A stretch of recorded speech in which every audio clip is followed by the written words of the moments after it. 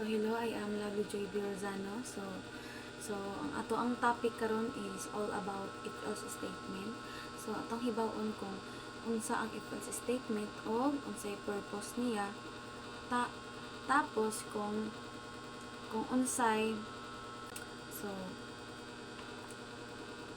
so what is if else statement? So ang if else statement, it is a control structure used in programming. It allows decision making based on conditions and can execute different blocks of code based on whether the condition is true or false.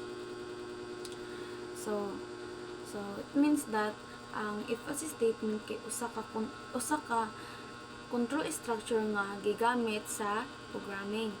Kini makatabang sa paghimo sa decision based sa condition o magpatuman sa inlain nga block sa code depende kung ang condition kay true or false.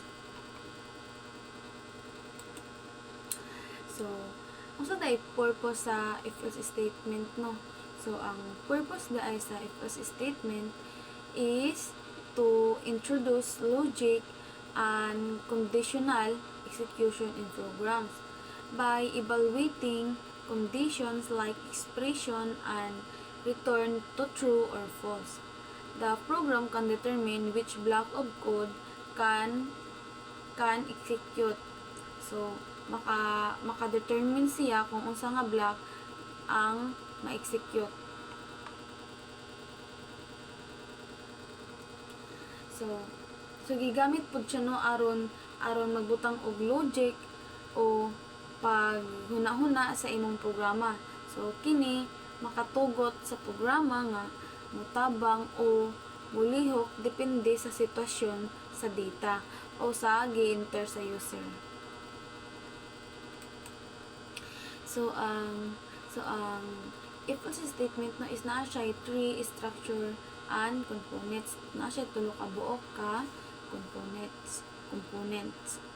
So first is condition. So condition is a logical expression or boolean statement that evaluates to true or false. So usa siya ka expression o pahayag nga mobalik og true or false.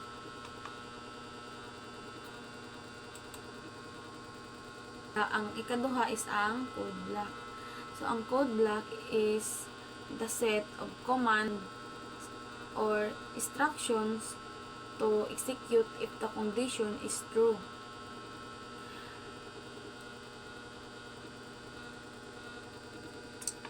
So, mao kini ang set sa mga sugo o instruction nga ipatuman kung ang condition kay true.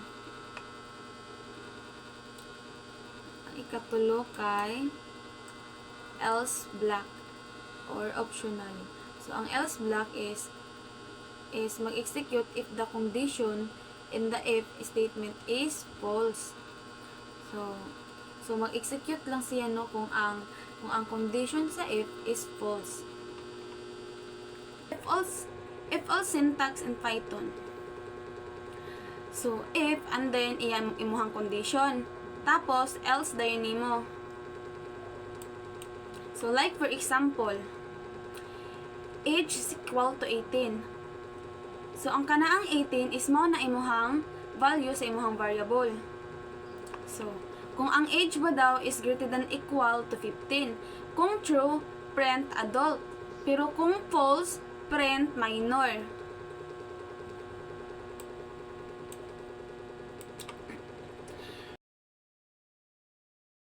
Then, if all syntax in Java. Ang sa Java is, naana siya yung mga open and close parentheses, and then, open and close bracket. So, lahi ra siya sa Python, no? Kaya ang Python is, largo-largo naman siya, pero ang Java is, napa siya yung kanang open and close parentheses, kaya dira man mo isulod ang imuhang expression, and then close and open bracket. So So like for example, ang iyahang postura is ang imuhang condition is nakasulod siya sa open and close parentheses. So elif and else if. So unsa din ang elif ug else if? Kung unsa na siya, kung asa na dapit mo function. So in Python we use elif. So ang elif nga word is only in Python. In Java, we use else if. So, atong gamiton sa Java is else if. So, kani nga statements mean that if you want to add more condition, just use the word elif in Python and else if in Java. So, kung gusto ka magdugang og kaniang another condition, so magamit lang ka og elif and else if.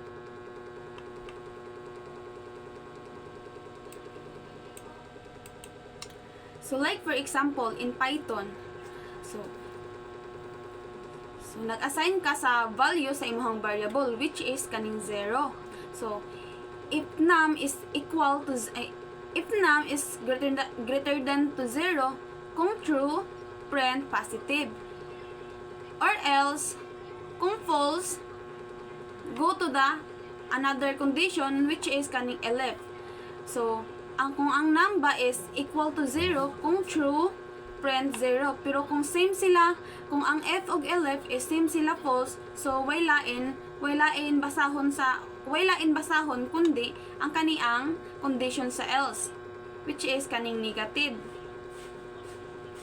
Then ang sa Java, ang nadugang ra sa Java is kaning iyahang data types.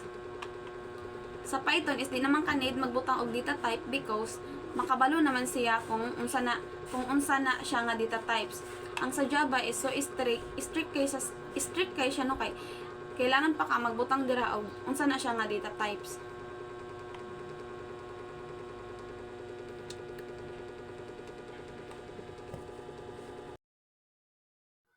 So in overall no or conclusions, ang if-else statement kay usa ka gamit na importante kaayo sa programming.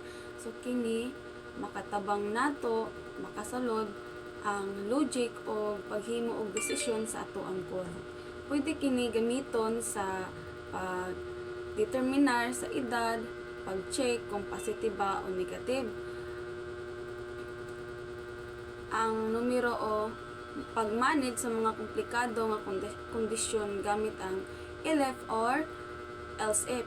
So kini mao ang hinungdan nganong ang programa maka-react depende sa lain-laing inputs of sitwasyon. So ang if else nga structure magamit sa halos tanang programming language. So kini nagsiguro nga ang atong code maglihok og tarong og mo-adjust depende sa kinahanglan bisan pa og lain-lain nga syntax sa Python o Java. Ug uban pa, ang tumong sa if-else statement magpabilin nga pareha ang pagsusi sa kondisyon o pagpatuman sa sakto nga code. So mao nga importante kaayo nga masabtan og maayo ang paggamit sa conditional statements.